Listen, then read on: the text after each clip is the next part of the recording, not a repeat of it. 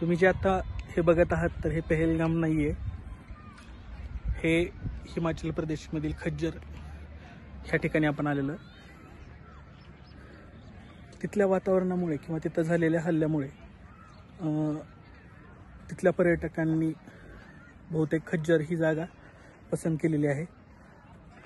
आमचे देखील तिथले तिकीट होते, काश्मीर इथेच आम्ही जाणार होतो, पण तिथं झालेल्या ह्या सगळ्या दहशतवादी हल्ल्यामुळे आम्ही आमचा प्लॅन चेंज केला आणि झालेले बुकिंग सर्व कॅन्सल झालेले होते. दिल्लीतून आम्ही या ठिकाणी खज्जर या ठिकाणी आलेलो आहे.